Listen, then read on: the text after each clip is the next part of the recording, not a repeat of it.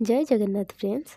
Busy world गोटे नुआ interesting video को मु स्मिता आपण समस्त को स्वागत जनाऊँगी। चलतु आज आम बुली जावा आमर अर्क क्षेत्र कोणार्क आ देखा सन टेम्पल ता सहित जानिबा कोणार्कर इतिहास सूर्य मंदिर किए केबे गढ़ी आ ता सहित बहुत ही किछि इंटरेस्टिंग फैक्ट बुलिबा सहित आमे बहुत किछि इंटरेस्टिंग फैक्ट विषय रे जानिबा। तो लेट न करी चलतु बुली जावा द सन टेम्पल अर्क क्षेत्र कोणार्क।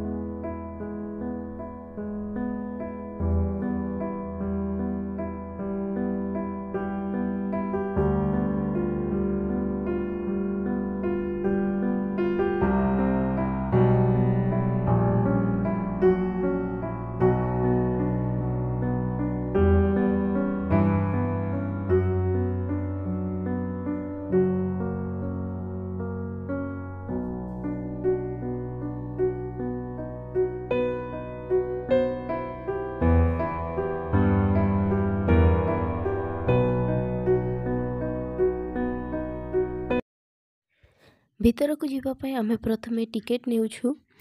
टिकेट नेबा मध्य आम लाइन ले छिड़ा हेचु। ता मध्य बुकु बाबा आमर मस्ती लगी पड़छंती पछरे छिड़ा हेतिबा अंकल को सहित। देखि पारथुबे केते लंबा लाइन लागिछि। आज वर्षा हेउतिला तथापि एते भीड़ अछि। हम भाबितलु कि भीड़ नथिबो जेतु वर्षा होतला किंतु तथापि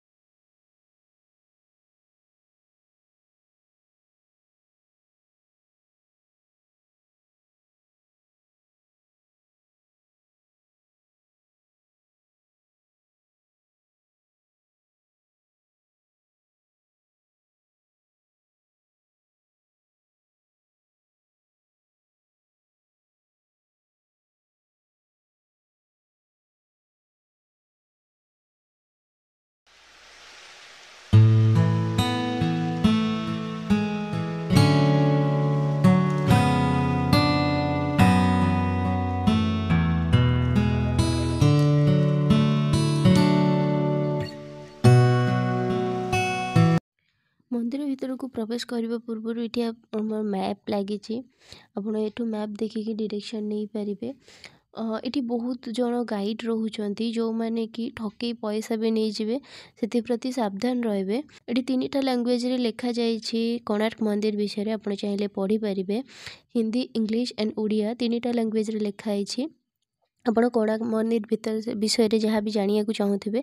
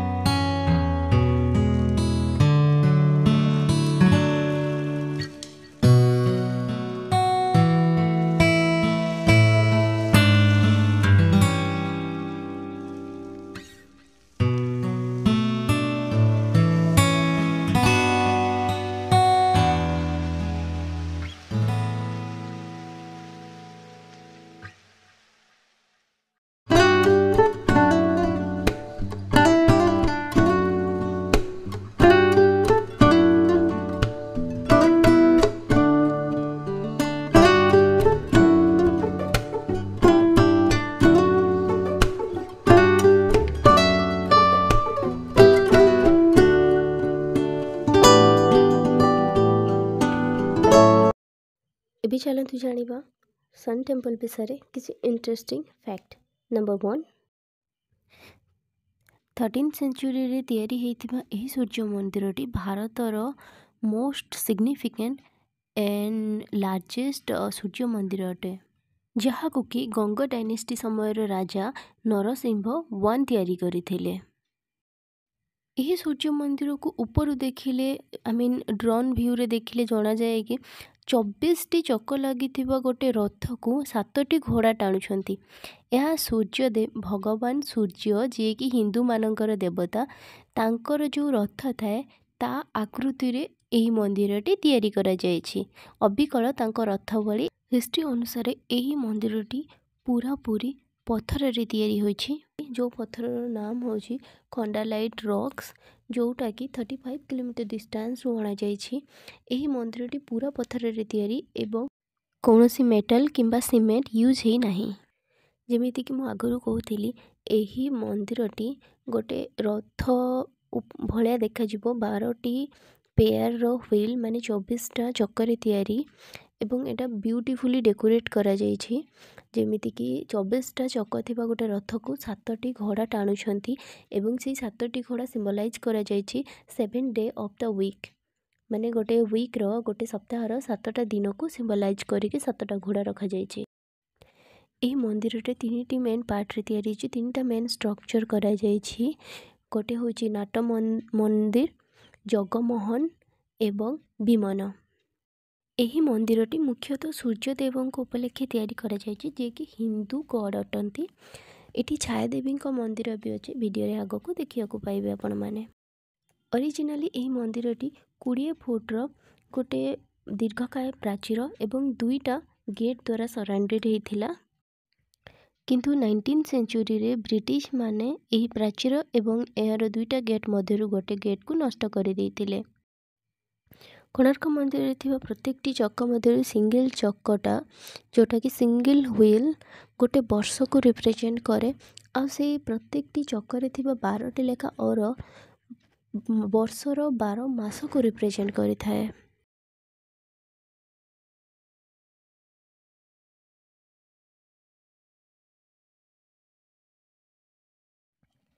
आसंतु जानिबा सूर्यदेवंकर 7टी घोड़ा जो सूर्यदेवंकर जो रथ को 7टी घोड़ा टाणुचंती तांकर ना गायत्री ब्रती उष्णिक जगती त्रिस्तपा अनुस्तपा एवं रक्ति। यह होउछंती सूर्यदेवंक रथ को टाणुथिबा 7टी घोड़ा। किंबदंती अनुसार कहा जाए कि सूर्यदेवंक रथ को जो 7टी घोड़ा टाणुचंती तांकु चला